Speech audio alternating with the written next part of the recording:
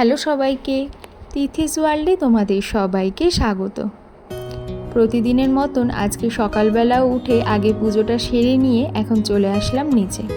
আর এসেই মামার জন্য এখানে অল্প করে কিশমিশ ভেজালাম, কারণ ও না দুপুরে ঘুমানোর পরে ওই 4:30 থেকে 5টার মধ্যে ঘুম থেকে উঠে যায়। আর উঠে গেলেই কিছু একটু খাওয়ার বায়না করতে থাকে, আর দুপুরের টাইমটা মাই ওকে নিয়ে শোয়। সেই জন্য ঘুম থেকে উঠলেই ঘরে কলা তো আমাদের 12 মাসই থাকে, তো কলা থাকলে কলা দেয়, কখনো আম থাকলে এতদিন যেমন আম ছিল তো আম কেটে দিত, আর নয়তো এই কিশমিশ। ও কিশমিশ খেতে, খেজুর খেতে খুব ভালোবাসে, তো একটু করে ভিজিয়ে রাখলাম, যদি বিকেলের দিকে উঠে খায় তো খাবে। তো তারপরেই দেখো ওই যে মাসি 8টার মধ্যে কাজ করে বেরিয়ে যায়, আর কিছু খাওয়ার ওকে করে দিতে লাগে, দুই বাড়ি ওই মাসি কাজ করে, আর দুই বাড়ি থেকেই কিছু না কিছু খাবার নিয়ে যায়। তো সেই জন্য না ওই 8টার মধ্যে বাসি কাজ সেরে পুজো দিয়ে যে কয়েক পদ রান্না করব সেইটা না আর আমি একা করে উঠতে পারছি না। সেই জন্য যখন যেরকম পারছি দিচ্ছি, তো সেটা কোনো অসুবিধা নেই। ভাতটা সকালেই বসিয়ে দিয়েছিলাম, তারপরে ওটা দেখে মা নামিয়ে নিয়েছে।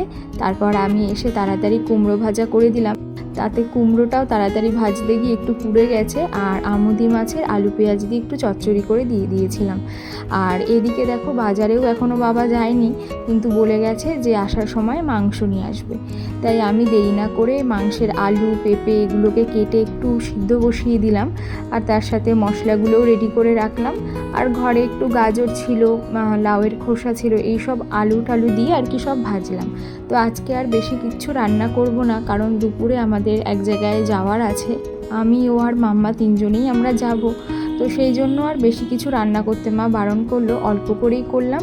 কিন্তু এই আমুদি মাছটা কিছুটা ছিল, কালকে এনেছিল বাজার থেকে, তো অল্প কটা কালকে ভাজা খেয়েছি। আর পরে আমাদের জন্য সর্ষে দিয়ে অল্প করে একটু ঝাল মতন করেছিলাম। তো এই তো আজকে রান্নাবান্না এই করলাম, সেরকম আর কিছু করব না।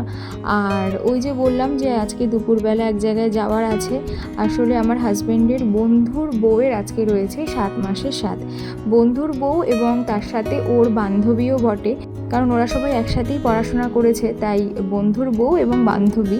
তো মাম্মাকে আজকে নিয়ে যাব ঠিক করেছিলাম, কিন্তু আমরা তো যেতে যেতে দুপুর হবে, সেই জন্য ভাবলাম যদিও ঘুমিয়ে পড়ে কোনো কারণে, তার থেকে বরং ওকে দুপুরে অল্প একটু কিছু খাইয়ে নিয়ে তারপরে যাব। তারপরে যদি ও কিছু খেতে চায় ওখানে গিয়ে খাবে। তাই মাম্মার জন্য অল্প করে মাংসের ঝোল করলাম। তো এরপরে দেখো ওপরে চলে এসেছি ছাদে, কারণ কদিন আগেই না বাবা যখন বাজার থেকে বাজার করে এনেছিল, তখন লঙ্কার প্যাকেটটা হাতের সামনে দিয়ে বলেছিল খুব বুঝে কিন্তু লঙ্কা খরচা করবি, 150 টাকা কেজি লঙ্কা এখন। তো শুনে তারপর থেকে ভয়ে ভয়ে অল্প অল্প লঙ্কা তো খরচা করছি ঠিকই, কিন্তু এখন না লঙ্কা প্রায় শেষের দিকে, আর আমি রান্নায় গুঁড়ো লঙ্কা একটু কমই ব্যবহার করি, কাঁচা লঙ্কাটাই ব্যবহার করি। এরকম অবস্থায় বাবাকে আর বলার সাহস নেই যে লঙ্কা শেষ হয়ে যাচ্ছে। তাই এখন ছাদে যেতে আসতেই দেখি যে ওই যে আগের বছর লাগিয়েছিলাম এই লঙ্কা গাছটা, ছোট ছোট সাদা লঙ্কা গাছ, সেটা না এই কটা দিন বৃষ্টির পরে একদম ঝাঁক ধরে লঙ্কা হয়েছে। তো ভাবলাম যে যাই, বরং এই ছাদে থাকা লঙ্কাগুলোকেই ঘরে নিয়ে আসি। আর জানো তো এই যে লঙ্কার বীজগুলো না বাবা আগের বছরই নাকি কোন ফাঁকে গিয়ে ওই পুকুর পাড়ে গিয়ে বীজ লাগিয়েছিল, সেইখানেও নাকি এবার এরকম গাছ ভর্তি সাদা লঙ্কা হয়েছে। আর লঙ্কাগুলোতে যা ঝাল কি আর বলবো। তো ভালোই হলো, যা লঙ্কা আজকে তুলেছি তাতে করে 3 দিন তো চলে যাবে, যেহেতু প্রচণ্ড ঝাল, তরকারিতে অল্প দিলেই ঝাল হয়ে যাবে। তাই আর 2-3 দিনের জন্য লঙ্কা আনার কথা বাবাকে বলতে হবে না। তো এগুলোকে নিয়ে এসেই দেখো স্নান করেই চলে আসলাম বাজারে। রুমিদির জন্য ওর স্বাদের জন্য কিছু একটা কিনবো ভেবে, প্রথমে ভেবেছিলাম শাড়ি বা অন্য কিছু দেব, পরে মা বলল যে না, একটা ব্যাগই বরং দে, কারণ রুমিদি তো স্কুল টিচার, তো স্কুলে যেতে লাগে, সেই জন্য একটা বড় সাইজের ব্যাগের জন্য এখানে এসেছিলাম। আমরা যখনই কোনো গিফট কিনবো ঠিক করি, তখনই আগে এই দাদার দোকানে আসি। এত জিনিস একরকম দেখতে আসি তো অন্য কিছু পছন্দ হয়ে যায়, এত রকমের জিনিস এখানে আছে। তো তার মধ্যে থেকে দেখো ব্যাগ নিতে গিয়েছিলাম, ব্যাগ তো খুব দেখে পছন্দ হয়ে গেছে, 2টো দেখেছিলাম, তার মধ্যে আমার এই বড় সাইজের ব্যাগটাই বেশি পছন্দ হয়েছিল। ওই পিচ কালার ঠিক নয়, ওই টাইপেরই একটা কালার, খুব ভালো লাগবে, রুমিদির আশা করি পছন্দও হবে। তো এই ব্যাগটা নিয়ে চলে আসলাম বাড়িতে।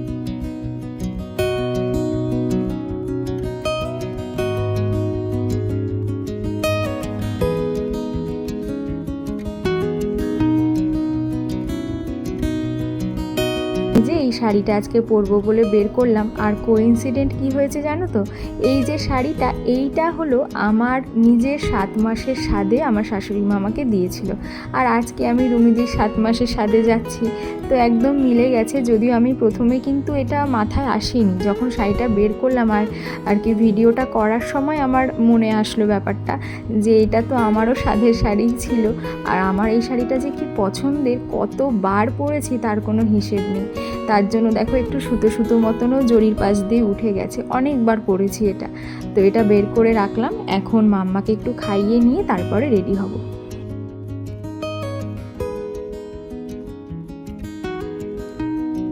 অনেকক্ষণ পর আবার তোমাদের সাথে দেখা হচ্ছে। রেডি হয়ে একেবারে আসলাম, কারণ মাম্মাকে এতক্ষণ খাওয়াচ্ছিলাম, ওকে রেডি করে মার কাছে দিয়ে এসছি। আর আমি এখন রেডি হলাম। আর আজকে তো মনেই ছিল না যে মানে রুমিদির আজকে স্বাদ রয়েছে, ভুলেই গেছিলাম, কালকে মনে পড়েছে হঠাৎ করে। তো যাই হোক, আর বাজে এখন 2টো, বেরোনোর কথা 1টায়। তোমাদের একবার একটা ভিডিওতে বলেছিলাম যে অন্যদের যেটা হয়, মেয়েদের অনেক সময় চলে যায় রেডি হতে, ছেলেদের তাড়াতাড়ি হয়ে যায়। আর আমার ক্ষেত্রে একদম উল্টো, মানে আমি তো রেডি হয়ে যাই তাড়াতাড়ি, কিন্তু স্যারের মানে সব সময় লেট। 1টা নাগাদ যখন বাড়িতে এসছে তখন আমায় বলেছে, মানে মাম্মাকে আমি খাওয়াচ্ছিলাম তখন, তো বলছিল কি করে 1:30টার মধ্যে বেরোবে, এখনও মানে খাওয়াচ্ছি সবে। তো আমি বলেছিলাম আমি রেডি হয়ে যাব আধ ঘন্টার মধ্যে। আমি তো রেডি হয়ে গেছি, মাম্মাও রেডি হয়ে গেছে, কিন্তু স্যারের এখনও স্নানও হয়নি, কখন বেরোবে জানি না। তো এখন বসে রয়েছে, মানে রাগও হচ্ছে, মনে হচ্ছে যে বাড়িতে খেয়ে দিয়ে ঘুমিয়ে পড়লে মনে হয় ভালো হতো, মানে আর ভালো লাগছে না সকাল থেকে। কিন্তু যেতে যেহেতু হবে, এখন ধৈর্য ধরে বসে থাকি, কি করব। তো চলো ওখানে গিয়ে আবার তোমাদের সাথে দেখা হচ্ছে।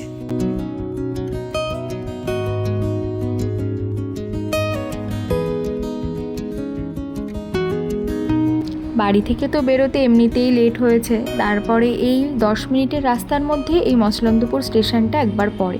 আর এখানেই 2বার রেলগেট পড়েছে, যার জন্য প্রায় 20 মিনিট আমরা এখানেই দাঁড়িয়ে রয়েছি। মানে কি আর বলবো, যেখানে কিনা মানে ঠিকঠাক রাস্তা পরিষ্কার থাকলে 5-7 মিনিটের মধ্যে পৌঁছে যাওয়া যায়, সেখানে প্রায় আধ ঘন্টা লেগে গেছে যেতে। যাই হোক, এসে পৌঁছালাম। আর আমি ওর সাথে একটু রাগারাগি করছিলাম যে এরকম 3টে 3:30 সময় যদি কারো বাড়িতে যাই, কেউ আমাদের জন্য অপেক্ষা করবে না, সবাই চলে যাবে। তখন দেখলাম যে না, কেউই যায়নি, কেউ এখনও খেতেও বসেনি। আসলে ওর বন্ধু বান্ধবের সবার গ্রুপটা এক জায়গায় হলে তারপরেই সবাই খেতে বসে। আর এই হচ্ছে রুমিদি। অনেক দিন পর রুমিদির সাথে দেখা হলো। আর রুমিদিকে দেখলেই আমার একটা কথা মনে পড়ে, ওই যে প্রথমে বললাম যে হাজব্যান্ডের সাথেই পড়াশোনা করেছে রুমিদি। তো সেই জন্য কি হয়, আমাদের যখন নতুন নতুন বিয়ে হয়েছে এবং অন্য বন্ধুবান্ধবেরও নতুন নতুন যখন বিয়ে হয়েছিল, ওরা একদম আমাদের নিয়ে বেরোতে চাইতো না, কোনো প্ল্যানিং করতো না ঘুরতে যাওয়ার। কিন্তু রুমিদি ছিল ওদের মধ্যে, মানে এখনও মানে লেডি বস টাইপের। তো সেই ধমকে ধামকে আর কি ওদেরকে নিয়ে একটা প্ল্যানিং করে সবাই আমরা মাঝে মাঝেই ঘুরতে বেরোতাম এদিক ওদিক। তো সেই সময় তো আর ভিডিও করতাম না, মানে রুমিদির দৌলতেই ওই ছুটির দিনগুলোতে একটু আমাদেরকে নিয়ে ওরা বেরোতো। তো যখনই দেখা হয় রুমিদির সাথে সেই কথাই বলি যে তোমাকে এই কারণেই খুব মিস করি, এখন তো বারাসাতে ফ্ল্যাটে থাকে, তো সেইভাবে আর দেখা হয় না। আর ওরা সমবয়সী হওয়ার জন্য বিয়েটাও সবার ওই আগে পিছে হয়েছে, আবার সবার ছেলে মেয়েও এরকমই ছোট ছোট। সেই জন্য যে যার মতন এখন একটু ব্যস্ত, কোনো অকেশন হলে সবার সাথে দেখা হয়, অনেক গল্প আনন্দ মজা আমরা করি, সেইটাই আর কি হয়েছে। তারপরে এই যে খেতে বসে গেলাম। আর খেতে বসেই প্রথমে এই যে পমফ্রেট মাছটা দিল, এত ভালো হয়েছিল খেতে যে আরও একটা আমি খেয়েছি, তারপর থেকে আর আমি কিচ্ছু খেতে পারিনি। এরপরে ডাল, আলু পোস্ত, কাতলা মাছ, পোলাও, পনিরের তরকারি, ভেটকি মাছের পাতুরি, এই সব ছিল। তো আমি কাতলা মাছ তো নিয়ে নিই, আর পাতুরিটাও খেতে পারিনি, মানে মাছ দুটো এত বড় বড় খেয়েছি পমফ্রেট মাছগুলো, যে তারপর আর পেট ভরে গেছিলো। আর মাম্মাও অল্প স্বল্প আমাদের সাথে খেয়েছিল বসে, মানে একটু অভ্যাস হচ্ছে আস্তে আস্তে, মানে নিজে নিজে খাওয়ার। তো যাই হোক, এরপরে দেখো আমরা অনেকক্ষণ সবাই মিলে একটু গল্প করলাম। আর মাম্মাকে আজকে পুরো ছেড়ে দিয়েছিলাম, ও সবাইকে মানে ওর খেলার বয়সে সবাইকে পেয়ে যে এত খুশি, আসার পর থেকে এখনও একটা সেকেন্ড ওকে ধরে রাখতে পারিনি। তো নিজের মতন খেলা করছে, এদিক ওদিক ছুটছে, তো ওকে আজকে ওর মতন ছেড়েই দিয়েছিলাম।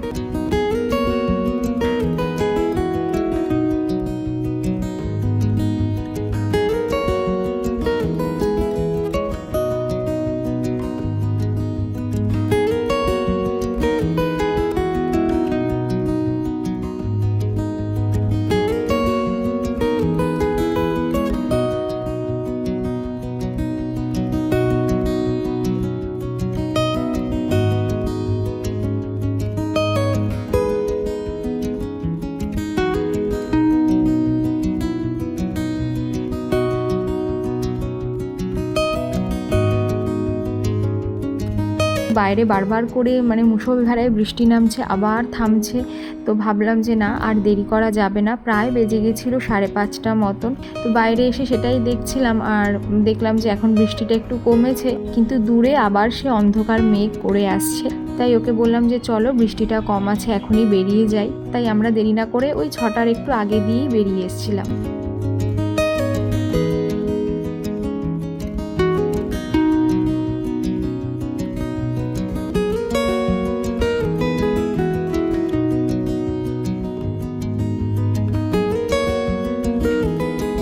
আসার পরেই এই যে বাবা তো আজকে কাজে গেছিলো, আসার সময় হাতে করে আবার সিঙ্গারা নিয়ে এসছে।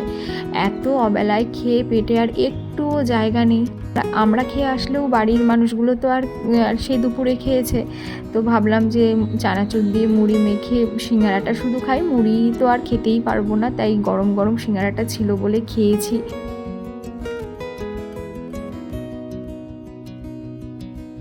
পুজো দিয়েই এখানে মায়ের স্কুলের কাজকর্মগুলো নিয়ে বসলাম।